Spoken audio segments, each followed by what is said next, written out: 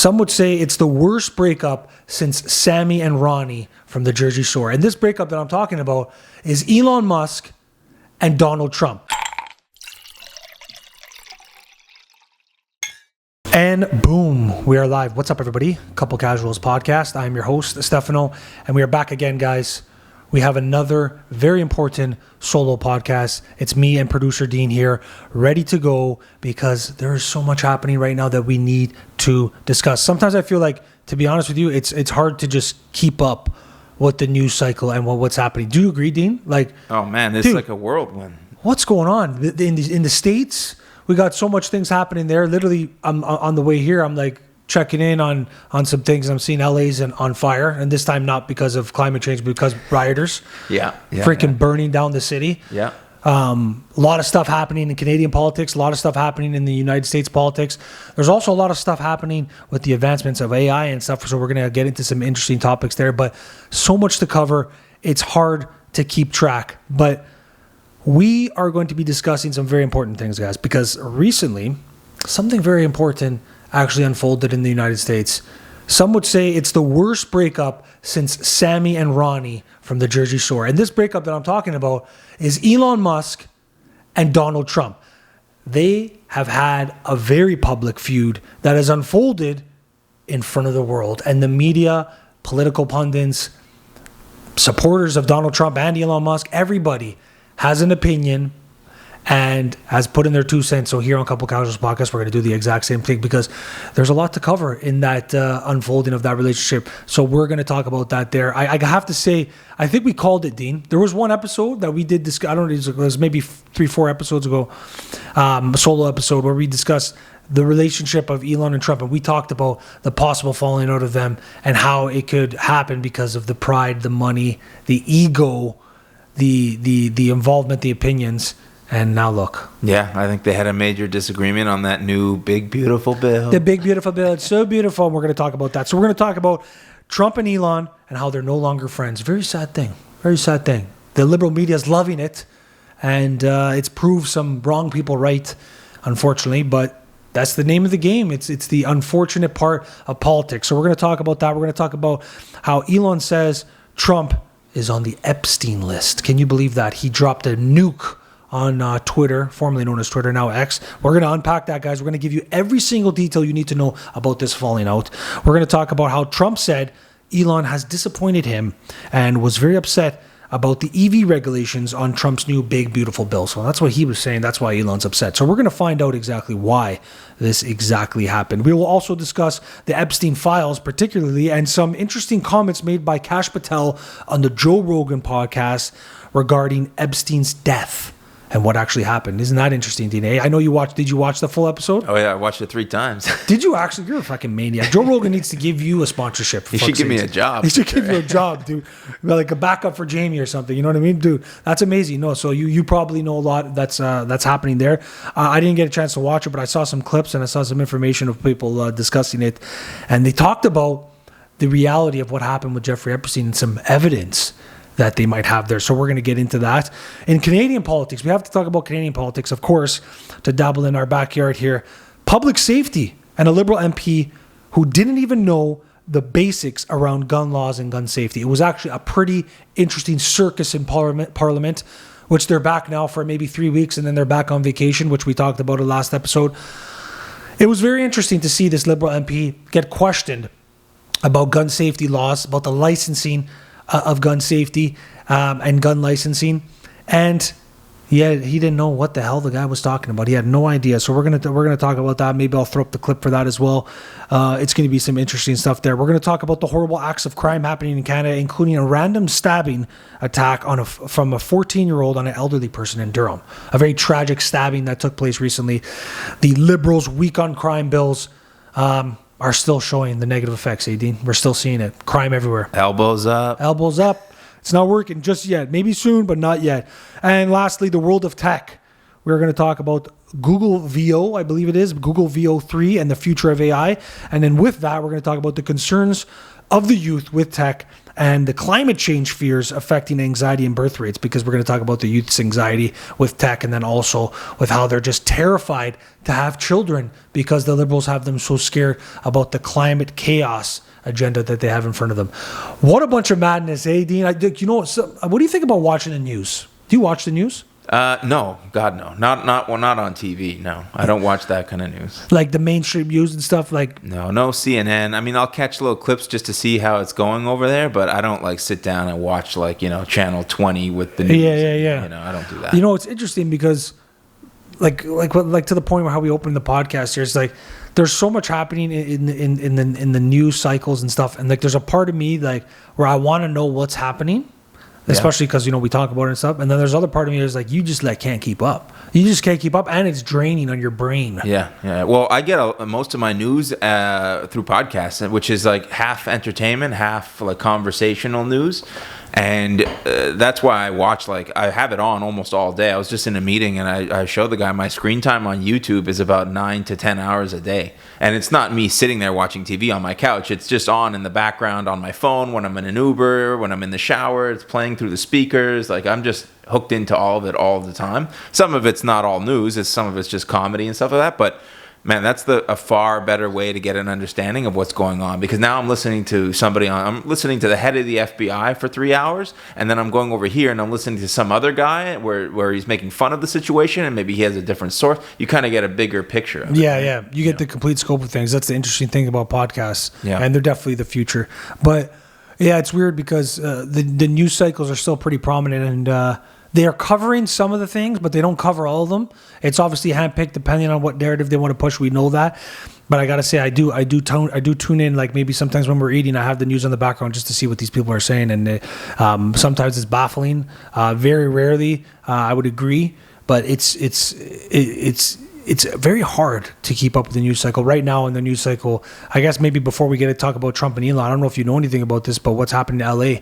Do you see what's happening in LA? Yeah. It's the riots against ICE, right? So the immigration enforcement agency over there is just kind of going and picking up people who shouldn't be in that country. They're there illegally, and it's not a great thing to have to take a guy off of a construction site and send him back to Mexico or Guatemala, but also how about the thousands of people who are trying to do it legally, spending thousands of dollars to get into that country legally? Why should they just jump ahead of them, right? So I'm sure there's a lot of Canadians who would like to go there. There's a lot of Canadians that would like to go over there, but also a lot of Mexican people from Africa, people from the Middle East who are trying to do it properly. It's not fair that people just get to go over there, start a life, and hopefully never get caught. So, anyways, they're rioting against the fact that people are getting plucked out of everyday life now and getting sent back to where they came from. Now, do you know who is rioting it specifically? Because I did see some disturbing images, and there's like a lot of them online where they're burning cop cars, they're throwing rocks at federal agent cars coming through, because I think, if I'm not mistaken, Trump has initiated the National Guard, or is going to initiate the National Guard, and deployed them to basically retain order. Yeah. Because it's getting bad. They're burning cop cars, they're destroying buildings, they're looting stores. It's getting pretty bad, and they're flying around the Mexican flag. There's a lot of images of people burning cop cars, burning random people's cars, and then flying around in the Mexican flag. Well, like any other riot, there's a legitimate, maybe peaceful way to protest what's happening and make your voice heard. And then there's people who just, hey, I don't have a fucking job, I'm bored, let's go loot and let's riot and let's take my buddy's motorcycle and do fucking donuts in the middle of a public street and burn something. So a lot of people are there who are just there for the chaos. And so I've seen those images too, burning cars, all that kind of stuff. It's a lot of people who are just like losers, and it's like they can't understand how to be a productive part of society, so they just riot against any kind of pushback. All right, guys, I got a quick one for you. I've got to tell you about the best Canadian-made gear I know, Mud Monkey. You want badass Canadian-made apparel that actually stands out? Well, Mud Monkey's got you covered. They have top-tier quality, outdoor-ready fits, and bold designs that drop fresh every single month. I got a couple of their products with me right now. I'm wearing their t-shirt, and I'll throw up some pictures of some other products that they have. Their designs are amazing, and the quality is fantastic, guys. So head over to mudmonkeystore.com. That's mudmonkeystore.com, and use promo code CCPOD15. That's CCPOD15 15 at checkout for 20% off your final purchase. Support local, look mint, and enjoy. Salute. Yeah, dude, I heard that Kyle Rittenhouse is actually flying in on parachute. And he's going to save the day. That's apparently what's going to happen. But it's crazy, man, because some of the worst and heinous acts of crime in these of riots and these types of things that are occurring happen from the radical leftists. Of course, yeah. Like they're always on about, the mainstream media is always on about the radical right, and they nobody likes any side that's radical. Nobody likes that. Yeah, at least the reasonable people, right? Yeah. But the radical left, especially Antifa. Are you familiar with what Antifa is? Yeah, of course. These folks are literally criminals with no real desire and yearning to do better other than the attainment of fake easy virtue of I'm a good person, so I'm going to go protest for this cause that's happening, protest for this cause. But really, if you were to see the inside of the room, it would be distasteful, because they don't even have their own home in order, never mind trying to restructure society. But it's unfortunate, because these are the folks that are smashing buildings, that are using violence to try to get across their message. And on either side of the aisle, that should never be the case. To your point, if you got a disagreement, if you got something that you want to protest, then take the streets in a positive way, just similar to like the way the truckers did. But unfortunately, that was still met with violence by the liberal government too. But it's crazy to see Trump is make it. Well, you got to look at his board. Probably cast a stone on him where you want, but the borders, I think they're down to like under 1,000. It's barely nothing. Barely nothing. To like 6 months ago or whatever. So he's really closed that border, and that's a promise made, promise kept. It's interesting to see, but damn, LA is just on fire right now. And Gavin Newsom, as Trump says, is not having anything. He's basically defending the acts of these folks. Well, he refused to deploy. So the way it works in the U.S. is it's never really the right of the president to deploy the National Guard. It's up to the state.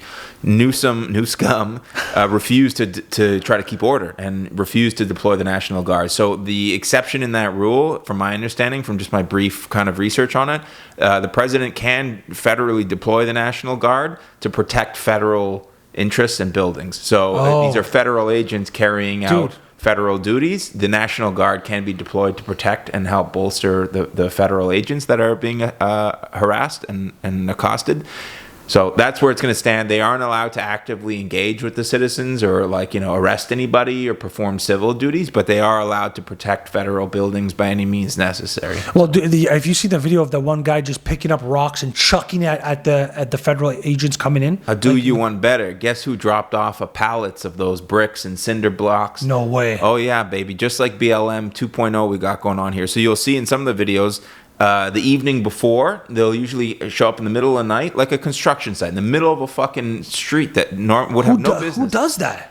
That's where the conspiracy stuff drops in. So you can have a conspiracy about who did it and what it means, but you can't deny that it's happening. So there are pallets of like cinder blocks and bricks being dropped off in these areas of concentrated protest as to be used as weapons. And I think it's above the standard level of protester. It's got to be some kind of organized Democratic fucking slush fund or whatever that just doesn't like Republican interests and is like, here, we'll cause a little more chaos for you. Give them some weapons. Yeah, that's crazy, man. That California, man, that state, the BLM protests were not even 5 years ago, man. Like they were less than, what was it, 2000? I guess 2021.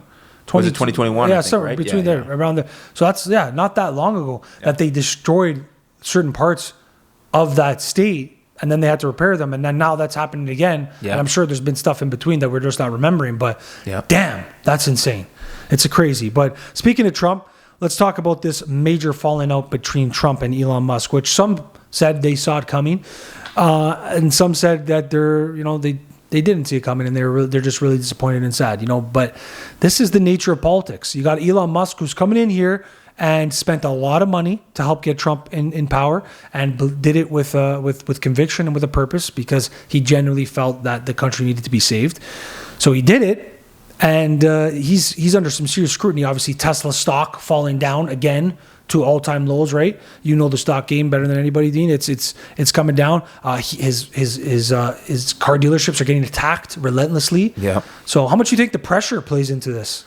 A lot. I think he's under tremendous pressure. And I mean, this guy is not exactly the most socially capable guy. I mean, he's a super genius, but I think the social pressure and the heat he's receiving just by being involved with Trump was, I mean, I've never seen anything like that. Yeah, big time. And totally unjustified, I should mention. Completely unjustified. The guy is literally trying to save the country, and he's getting... Well, they didn't like what he was doing, so they went and used violence once again. Back to that point about the radical leftists used violence to attack Tesla dealerships, to attack random Teslas that random people own, and mind you, it's an electric vehicle too. That probably mostly liberals. Yeah, probably most that were conscious of the climate. At least at a certain point, wanted to buy electric vehicles. So it's really a conundrum, and it's insane to see that the leftists are the one destroying and going against an electric vehicle company. But it's unfortunate to say the least, but the pressure maybe caved in, and maybe that's kind of what happened. But Elon Musk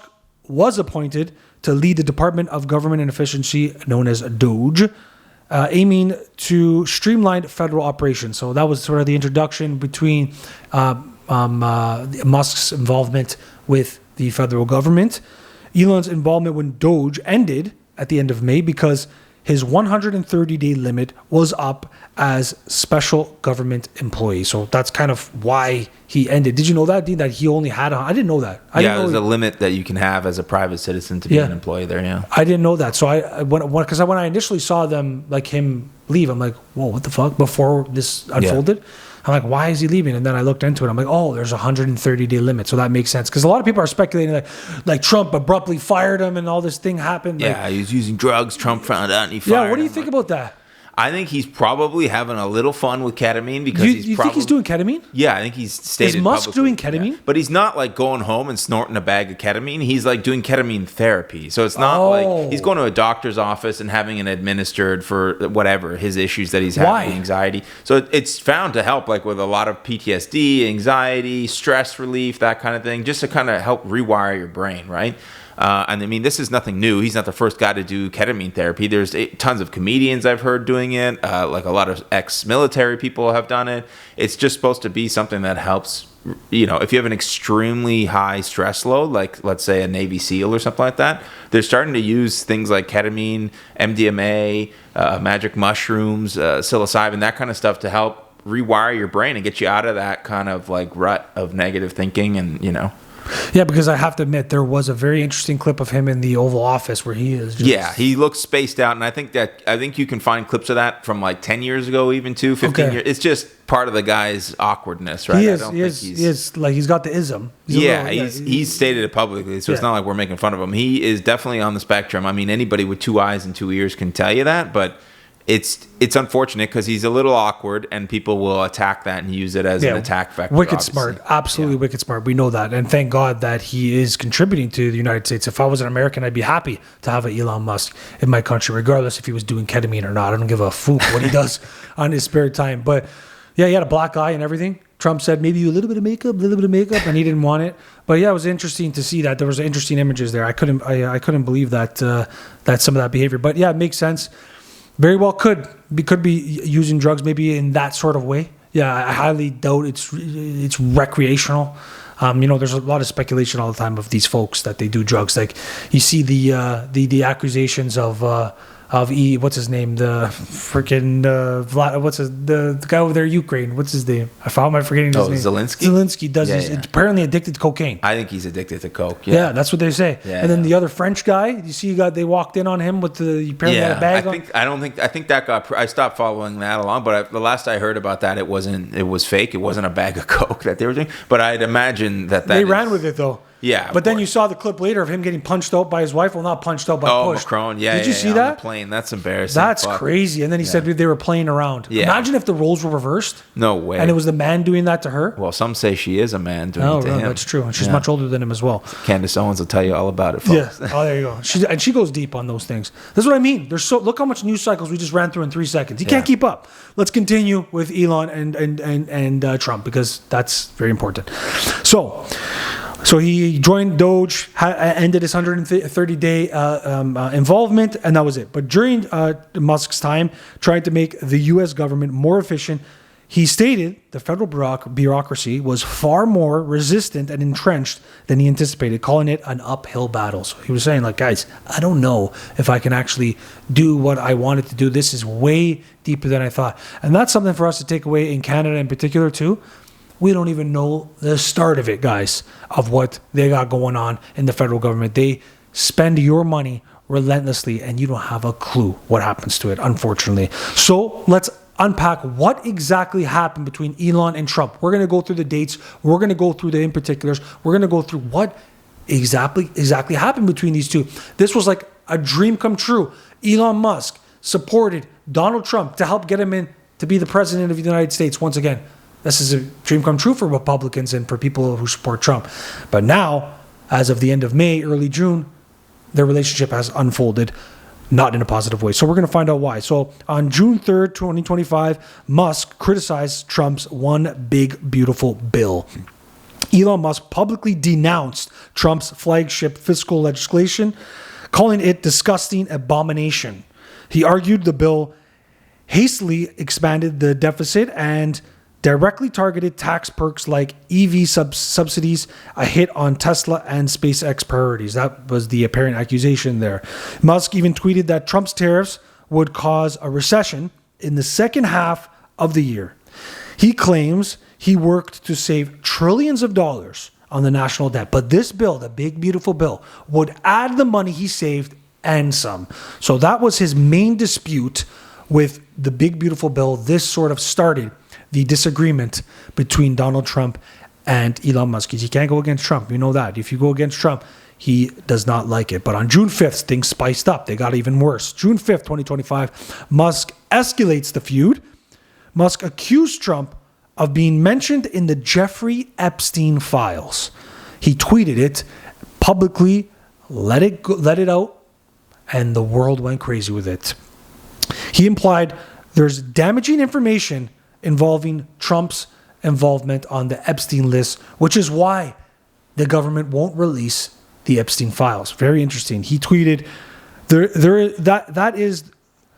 tweeted this: the real Donald Trump is in the Epstein files. That is the real reason why they have not been made public.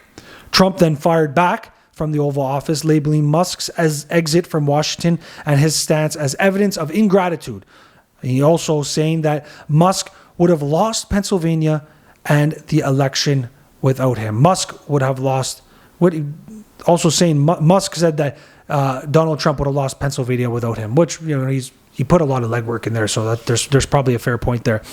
Things got even worse. June 5th to the 6th of 2025, Trump strikes back publicly and personal. On June 6th, Trump called Musk the man who lost his mind. That's what he said. And he said he had no intention of speaking to him again. So things started to really unfold, unfortunately. He threatened to pull federal subsidies and contracts from Musk's companies, including Tesla and SpaceX. On June 6th, Musk proposes countermeasures and Trump digs in. Musk floated the idea of starting a new political party called the American Party, claiming it would rally the 80% in the middle. This is what he tweeted out. He went pretty hard on Twitter. I think Joe Rogan said when Cash Patel, somebody needs to take his phone, which was pretty interesting. Trump doubled down on his statements across the media, reaffirming he has no intention of reconciling or ramping up the rhetoric. So, why it blew up? The policy clash. Musk's opposition to Trump's spending bill hit at Tesla, apparently, via the EV subsidies and the broader fiscal agenda. So he was not happy with the spending that Trump was going to be accounting for on this new big, beautiful bill. And Trump goes, well, it's because he didn't like the new EV mandates that we had on there and restrictions because it affected his companies. That's Trump's positions. The personal attacks. Musk dragged Trump's name into the Epstein scandal file, shifting from policy to character assassination, which that was pretty ruthless, which we'll unpack this now, Dean, as soon as I'm finished. Trump's retaliation, he responded with personal insults, threats, and pulling support from Musk-driven businesses. Musk's next move, his talk of forming a new political party, was a direct challenge to Trump's political dominance. I don't know, do you think there's any possibility that Musk would have some aspirations to form a new political party and run? I think that's probably an idea he thought when he got pissed off. Like, look at these guys, the left and the right, they're both full of shit. We need a new party in the middle. I don't think it's ever going to happen. Right. Yeah. That's pretty. That'd be a commitment, to say the least. Be With a everything huge that commitment to start a third party like that. with everything that he's doing. But overall, what do you think about this unfolding? Like, how did this happen? I think what you basically said. I don't think the EV subsidies had anything to do with it. I think that's just a good scapegoat for Trump to say and make Elon look bad. I think what really happened was Elon saw this bill and how much spending it was going to add to the U.S. deficit, which is all he cares about, really. Yeah. And it was going to wipe out everything and then some that he did with Doge. And he probably thought like he was getting played to a certain extent, and he's probably overly sensitive to the fact that he might be getting played or to the possibility of that, and it kind of That's a good point. went from there. Yeah, that's a good point. Because, like we said earlier, he put everything on the line. His whole life, his life. Put everything on the line for that. And you know what? I agree and disagree with him a little bit. Like, you still saved whatever it was, 500 billion or whatever. It would have been 500 billion worse if you didn't do the work with Doge. Just because it gets quote unquote wiped out with this new bill and the extra taxes that are going to be saved from it. And spent on it, it doesn't mean that you didn't save the 500 billion with Doge. You did that, right? So it would be much worse if he wasn't involved. Yeah, and his position is like, well, all the money and the work I put in and the scrutiny I took for the effort I put in is going to be now lost, and some is going to be put on top of it with the big beautiful bill. Yeah, but my opinion would be that's not the right way to look at it. You've got to imagine this bill was probably going to pass regardless, and you got to go with the fact that you basically negated the negatives of this bill with the positives that you did with Doge, and it balances out that aspect. From my understanding, this bill was going to radically increase taxes in the United States for most citizens, so that was like a big sticking point with Trump. And then, of course, if you keep taxes low, it's going to add to the deficit. You're not taking in as much money as for the government, right? So. I haven't read through the fucking bill, as I'm sure most of the people who voted for it haven't either. But yeah, I think there's probably, like anything else, the truth lies somewhere in between. Yeah. It's a lot. There's a lot to take in there, but their relationship was somewhat. You looking back when you look at it and you see that Donald Trump, very power-driven, leader of the free world, and then Elon Musk, a very power-driven, very, very wealthy man, same like Trump, innovator, hard worker, and he cares about the country, obviously, because he put his neck on his line and invested literally millions and maybe billions at this point into Trump becoming president. You see the two, and eventually there's going to be probably a disagreement along the line. It's just how they would be able to deal with the disagreement, plus the media, the constant media scrutiny about, Trump isn't the real leader. It's actually Elon Musk who's the sleeper leader. He's the shadow leader of the country, which I'm sure that plays into the feud as well. Somewhere along the line, it boils the blood, so to speak. So we talked about on this podcast that it was going to go one or two ways, where they were going to find a way to not let the media pressure get into their involvement of their relationship, and also they were going to be able to coincide peacefully as they play politics. And then the other side of it was they were going to bump heads, and the egos and the wealthy minds that they are were going to eventually disagree. I didn't think it was going to get this ugly. Talk about 0 to 100 for freaking Elon Musk to say that the Epstein files, dude. That's insane. I was watching it kind of sort of unfold live, and then I saw him. Somebody reposted that tweet that he tweeted. I was like, oh my god! I think he later deleted it. I don't know. Did he delete it? He might have. I got a couple more points, but yeah, tensions escalated. Musk clashed with the Treasury Secretary Scott Bessent at the White House meeting about the IRS reform, reportedly body checking him during the dispute. So he was having some issues there, even during meetings and getting things done. He had his opinion. Bipartisan lawmakers criticized Musk for overstepping his role and questioned the influence of private individuals in government decision-making. Yeah, of course they're going to play that route if that happens. The feud drew significant media attention, sparking public debate on transparency, accountability, and the blurred lines between business and government. The situation highlights ideological clash between Musk's libertarian stance and Trump's populist approach, allegedly, raising concerns about the future of policy stability. So I don't know. That was insane. The media loved it for sure, especially the left media. It went crazy. And more to unfold. This is all happening in lifetime. Who knows by the time this podcast is released what else is going to happen. But another thing that happened is Kash Patel, the head of the FBI director, was on the Joe Rogan podcast. And he uncovered some interesting things, guys. He uncovered some very interesting things. So we're going to talk about Kash Patel, Don Bongino, and his involvement too. And then also the Epstein files, okay? So Kash Patel, a former Trump advisor, and Dan Bongino, a respected conservative voice, and the former Secret Service agent, are now at the forefront of national security discussions, with Patel playing a central role in the current FBI oversight. Elon Musk recently sparked controversy by claiming that Donald Trump is named in the unreleased Epstein files, raising questions about why those documents have been withheld for so long. That is pretty interesting, though, because they did say at one point, I think it was Pam Bondi, who's the lead? I don't remember, but they said we're releasing the Epstein files. Yeah. And then everybody waited and nothing happened. Yeah. Well, they did like some bullshit version that was heavily redacted, and they slowly released a little more. And like, yeah, I mean, I don't know what people are expecting to see in these files, but it's not going to be like a smoking gun of like, we got him, he killed himself, quote unquote. Just kidding, it was us. Like, you're not going to get anything like that with these. Or at least, like, files, there's so much speculation. Is the Epstein files of who was on that island, that those planes? Is that? Like that's what people want. Yeah, yeah. And that's what the allegation that Musk is saying. Yeah, he's saying, dude, Trump doesn't want to release it because he's on that. Well, the creepy thing is, as soon as Joe... So it was happening, like literally these tweets were coming out while they were recording the episode. So Jamie kind of threw in like, okay, this is going to come up and like, I should show you guys. Kash Patel just kind of backed up, threw his hands up. I'm like, I'm not getting involved in this conversation. Yeah, you like head down. Yeah, Joe was like, well, would he have any way of knowing? Like if... And he's like, I'm not getting involved in this. So that's kind of weird. You'd think that he would say, absolutely not. Elon wouldn't have any access to this, or I haven't seen anything about the president's name in these files. So you'd think if there was a way for him to defend the president, he would. Instead, he just said, I'm not getting involved. And just like, I don't know, just call it out. I know this might sound crazy, but if Trump was even his involved, we know that he had a relationship of some sort with Jeffrey Epstein. Like a lot of people of that elite status did. Like he was amongst the circle. He was. It's just what it was.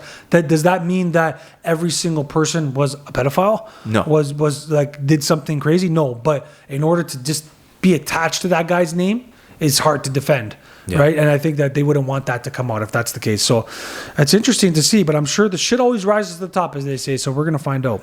House Democrats also sent a letter demanding answers from Patel and AG Pam Bondi. Yeah, so it was Pam Bondi by June 20th,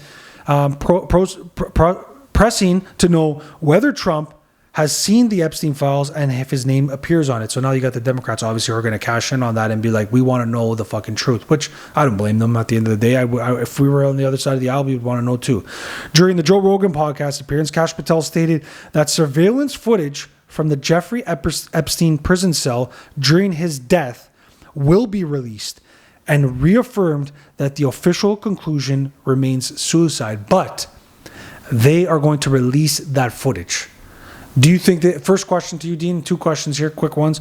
Do you think they're actually going to do it? And do you think it's going to show something that we didn't expect, or what do you think is going to happen? Well, even Kash said nobody's going to be impressed with the footage we're going to release. It's very boring stuff. So I think what we're going to see is some video footage of a cell block. You're not going to see Epstein. You're not going to see how he hung himself. You're going to see a cell block with the general time that he died.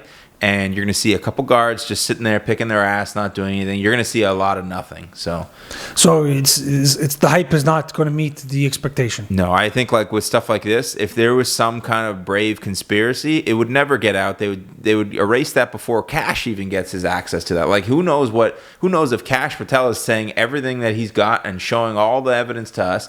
But who knows how much got removed before it got to him, right? So the conclusion is: do you think that it's gonna show if he killed himself or not? Because that's the big speculation. Like Jeffrey Epstein didn't kill himself. Everybody says that, right?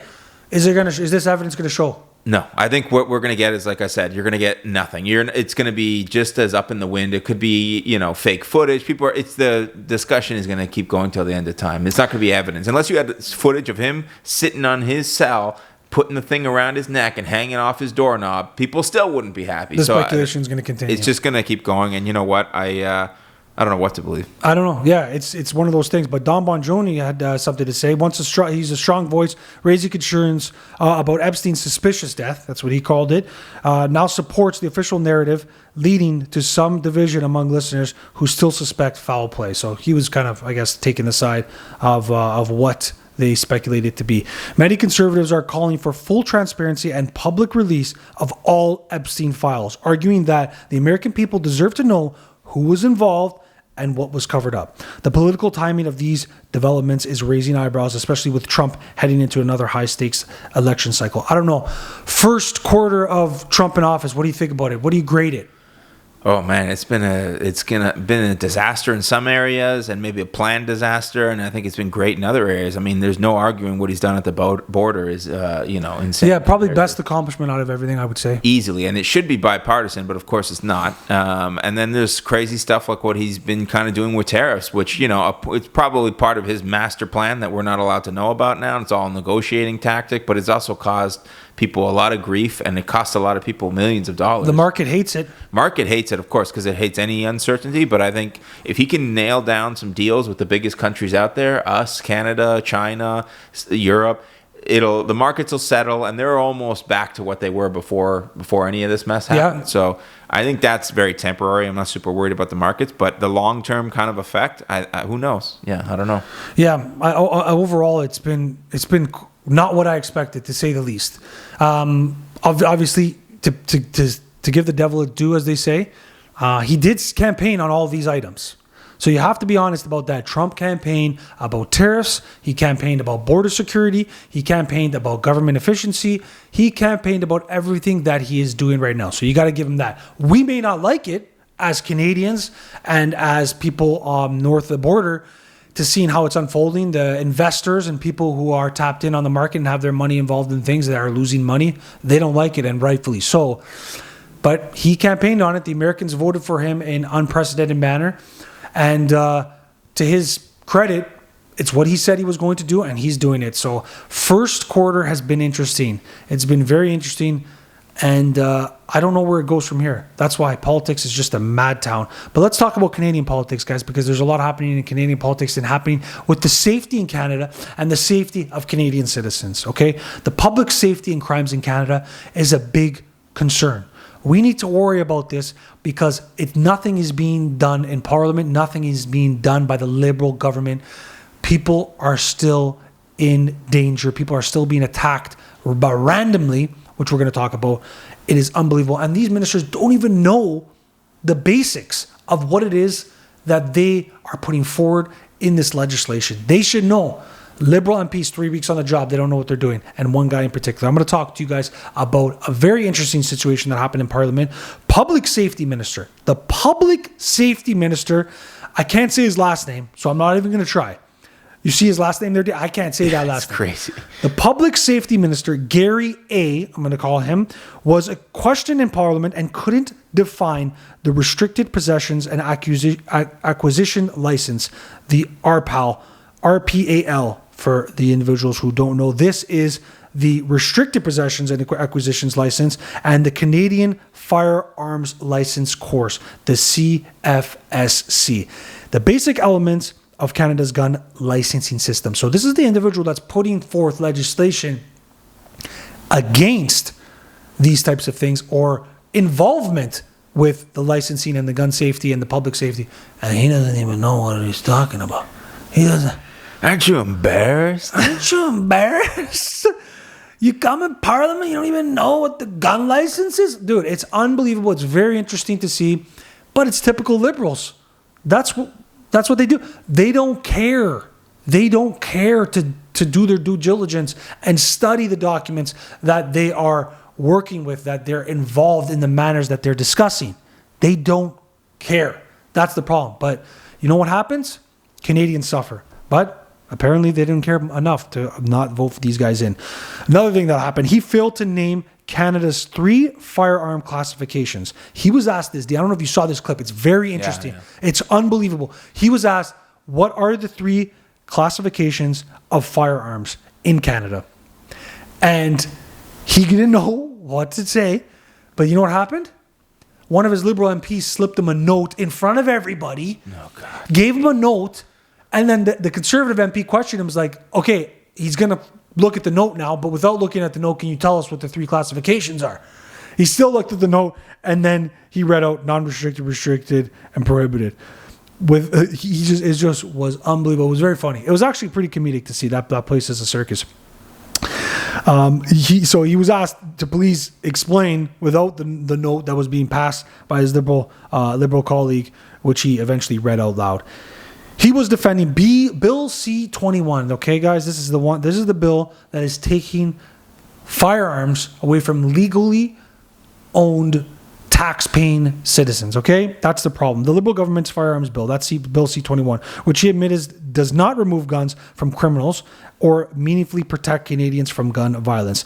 This sparked immediate public backlash, with many calling the moment embarrassing, questioning why someone with such limited knowledge is overseeing gun policy. That's what a reasonable person would ask.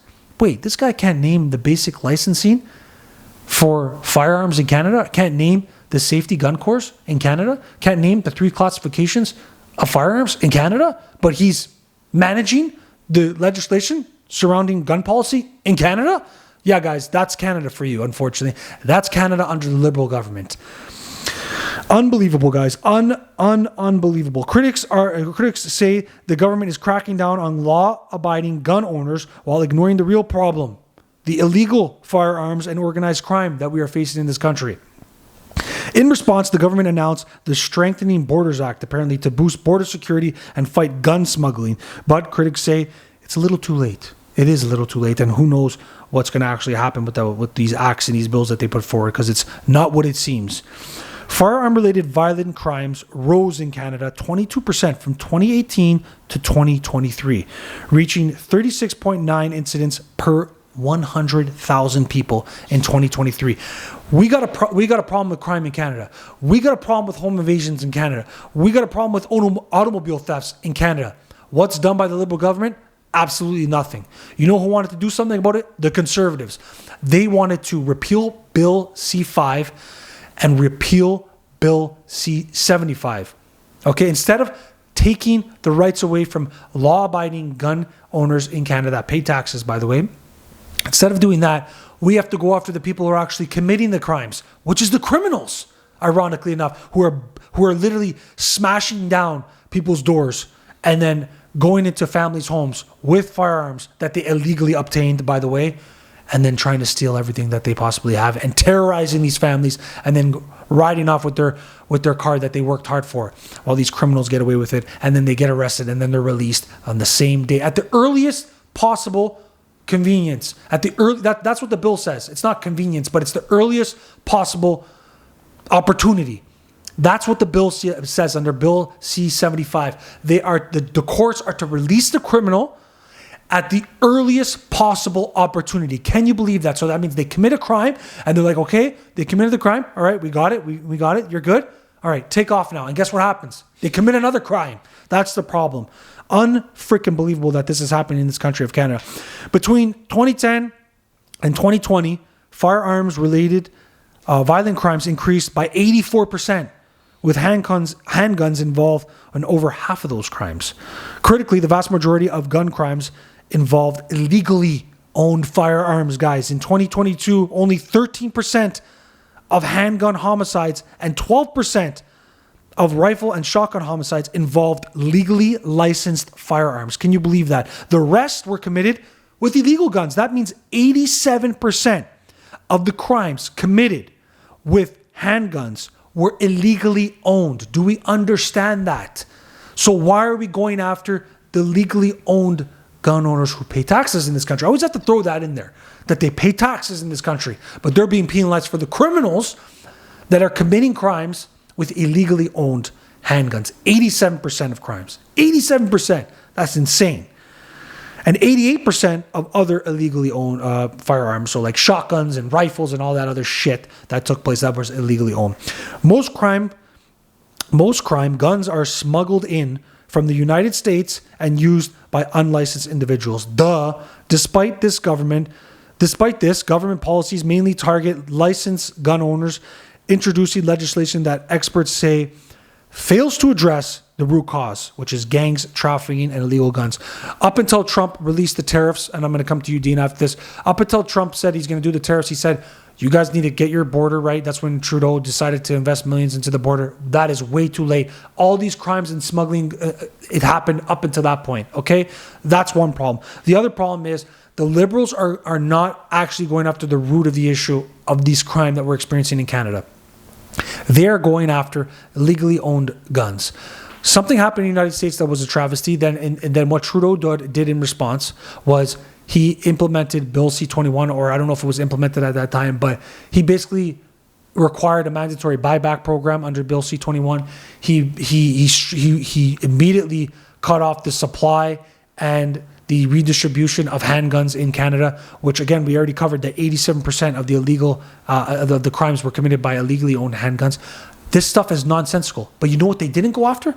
Bill C-5 and Bill C-75, which is the bills that are keeping criminals in Canada to be able to keep reoffending, to be able to keep terrorizing Canadians. Those are the bills that we need to go after. But why aren't the Liberals proposing to repeal those bills? Because they don't actually care about you. That's why. Because if they did, they would go after those bills. Because under those bills is exactly how these criminals get away with this. Dean, before we go into an actual situation that happened, what do you think about this information? What do you think about these stats and with the illegal handguns and all that? I mean, like you said before, duh. Most criminals are fucking criminals. So if you give them a gun, they're going to be able to elevate the level of crime that they have. It's not legal people who go out, do the course, practice on the weekends, have fun shooting at the range or in their backyard if they live out in the country. It's going to be the people who are, smashing a gas station window and trying to rob the gas attendant. The penalty for something like that, a crime committed with a gun, should be 10x what it was with no gun, and it should be 25x what it is if it's an illegal gun. Big time. I think the penalties need to get stiffer because the criminals are becoming more emboldened. They realize that the politicians and the police are pussies right now. The cops are getting, their hands tied behind their back. Yeah, they're restrained by it. I'm sure the average cop would love to put these guys away forever, put them under the jail. But their hands are tied behind their back by the liberal cuck governments and these bills that they put in to kind of appease liberal morons who don't understand. You can't just fight crime with love and kisses. These people have to know that there are stiff penalties, and especially if you use handguns or any kind of gun, illegal or legal, there should be extreme penalties for that. And that's the only way you're going to stop crime like this, extreme penalties. Something needs to be done. And until then, we need to protect our homes. I would look into house fortification, protecting your windows, your vulnerable areas. Look around your home. We have no rights in Canada to legally defend ourselves, but what you do to protect your family's life is up to you. We know what we would do. It's up to you on what you want to do. But it's unbelievable that Canadians pay so much in taxes for these services and for what they should have as a safe country that they still cannot live in a safe country, and we can't even defend ourselves even if we wanted to legally.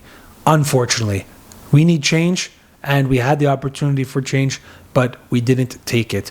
So with that being said, let's talk about the elderly woman that was stabbed randomly. I think she was 90 years old, stabbed by a 14-year-old, and we'll talk about some crimes in Canada. On June 2nd, 2025, a 14-year-old boy in Pickering, Ontario was arrested for fatally stabbing a 90-year-old woman in a random, unprovoked attack. Can you believe that? At what state in Canada do we have to be that a 14-year-old kid is deciding to get a knife and randomly stab a 90-year-old woman? That's where we are in this car. Unbelievable. The story shocked the public and reignited the concern about rising violent crimes across Canada, especially involving young offenders who are protected by the Youth Criminal Justice Act, which if you commit a crime at 14 like that, you should be charged as an adult. But of course, the Liberals will never do that because they're too weak on crime. And we voted for them again. Well, not we, but we, Canada, unfortunately. In 2023, Canada's crime severity index rose 2%, making the third year in a row of increases, and it's gone up since then. Violent crime specifically was up, including assault with a weapon, up 7%, robbery, up 4%, extortion, up 35%. Nearly 1 in 4 crimes were gang-related, and 78% involved firearms. This is in Canada. Let's talk about Toronto now. In Toronto specifically, from 2023 to 2024, homicides were up 20%. That's a big increase. In Toronto only, up 20%. And shootings were up 34%. Not to mention the automobiles, thefts, not to mention the home invasion, not to mention the violent assaults. All those are up as well. And why? Because we're weak on crime in Canada. That's the unfortunate part. Canada, and from 2014 to 2022, the violent crime rate rose 43.8%, and the homicide rate jumped 53.5%. Canada now has a violent crime rate 14% higher than the United States. A stat many didn't expect to hear. They don't expect to hear that. They don't expect to hear that we have a 14% higher crime rate than the United States. Everyone thinks, oh, the United States is dangerous. Well, I'm scared. They can have guns in public. They can protect their homes from criminals that illegally enter. Oh, I'm scared of the United States. But meanwhile, we're victims to the criminals, and the government does nothing about it. So I don't know. Which one would you want? I don't know. But we're still 40% higher. The youth-involved violence is increasing, and random and aggressive attacks often involving weapons is also increasing. Meanwhile, lenient sentences and weak bail laws, like we've talked about, mean many violent offenders are quickly back on the streets. They commit a crime, they're out again the same day. Do we understand that? Imagine, in the morning, they go get a coffee, they commit a stabbing, then they're arrested, and then they're out by the afternoon to commit an automobile theft, all in the same day, because of Bill C-75. I told you guys a million times, I'm going to tell you again. Police services are overstretched. They don't have the resources anymore. Remember the whole defund the police thing? Yeah. Now there's a whole issues with that. While the system struggles to keep repeat offenders locked up, the police are literally, hands are tied. That's the issue. Canadians are feeling less safe, and the numbers paired with the stories like the Pickering stabbing show why this fear is justified. We need to do something about it. Protect your homes, control what you can. But we need to segue a little bit, guys, from the fear and the craziness that is happening in Canada. This is Dean's topic of the day. There is some stuff happening in the AI world, in the tech world we want to talk about before we wrap up the podcast here. Google VO, I hope I'm saying it right. Google VO3 and the future of AI. Let's talk about it. Just give us a little bit of what you know on that, Dean. Let's just talk about that for a second. What's going on with this Google VO3 thing? What's happening? Yeah, so they kind of showed off their new model of a video generative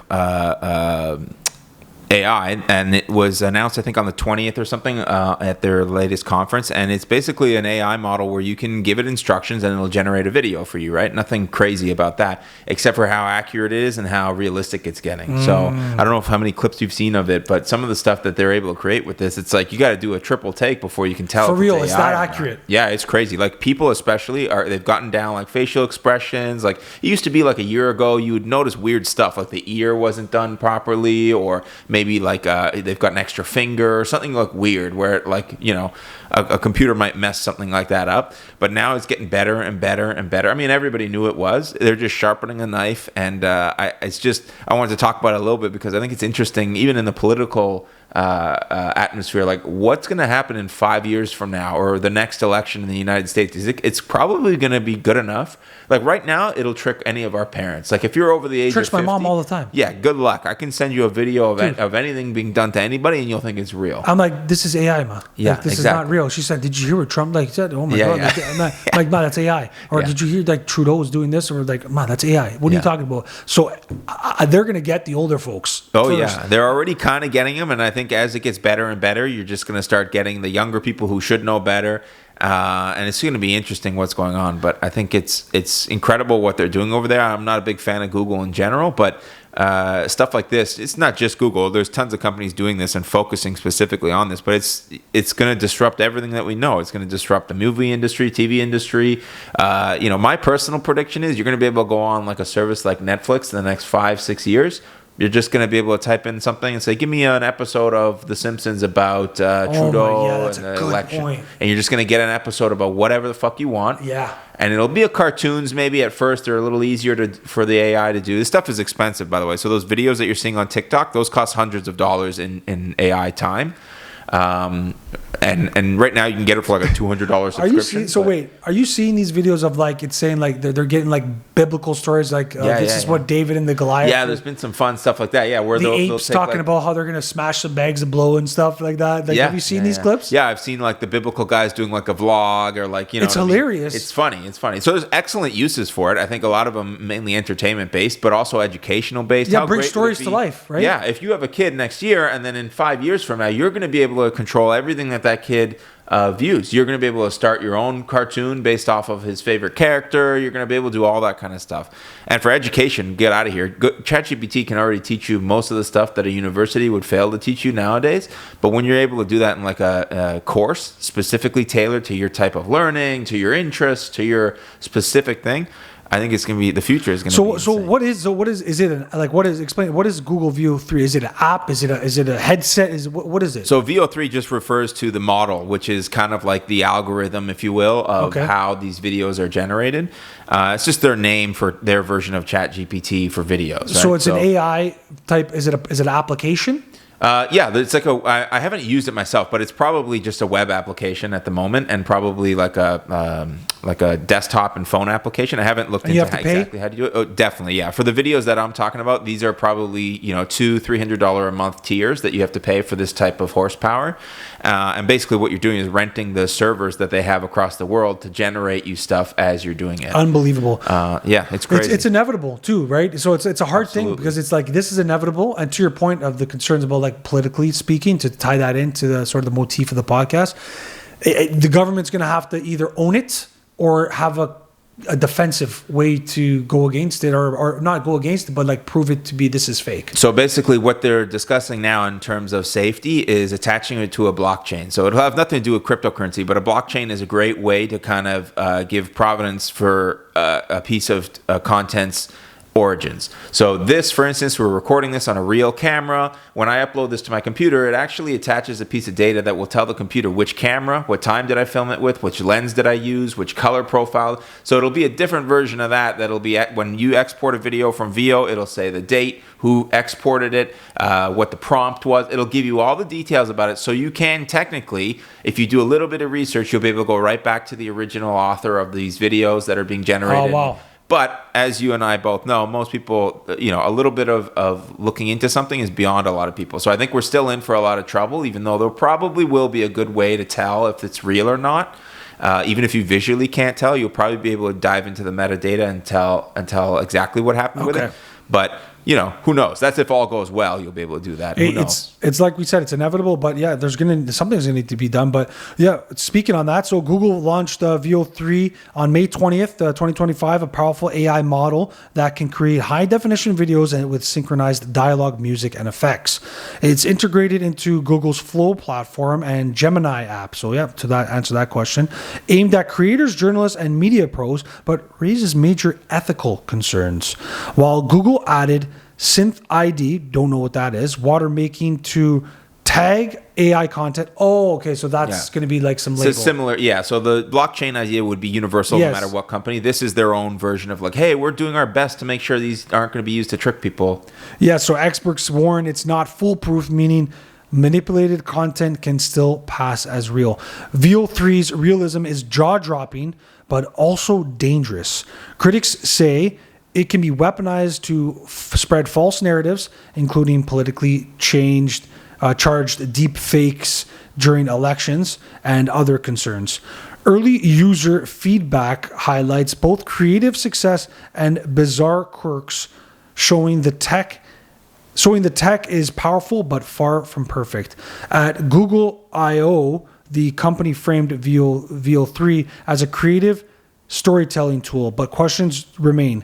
How will this tech be regulated, and who will decide what's acceptable? Well, it can't be regulated, right? Because it's a private company, right? Well, you can regulate this kind of stuff, but it's more an issue of like, it's not just Google. So you can't just regulate Google and what they're doing. There has to be an overarching kind of penalty for misuse and kind of authorization for how do we, like, this kind of thing has never really been an issue before. Yeah, this is like first. This is like when the internet was created. Worse than the internet. Yeah, You know what I mean? This is this is specifically going to be used to trick a lot of people. It's going to be used for a lot of great things that I said before, like, parents and all that kind of stuff. And even just like filmmakers, if you're an early filmmaker, you can, for $200 a month, you can generate effects that would normally cost you $200 a minute of screen time. That's true. From like a video effects guy, right? It's so bizarre to think about that. The advancement, it kind of just went like...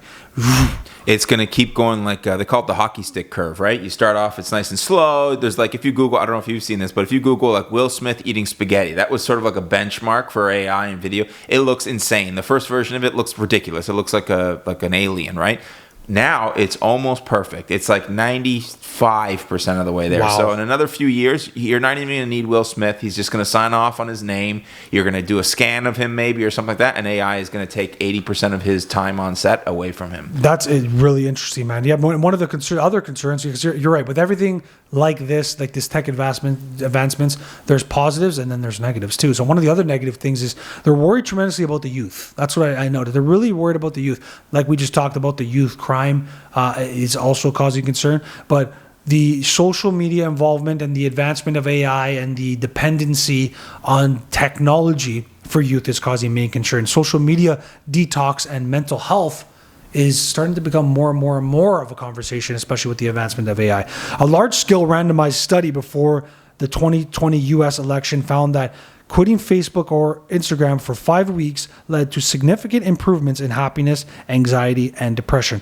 Roughly 4% more participants reported feeling happy often, a benefit on par with about 20% the impact of standard psychological therapies. Very interesting.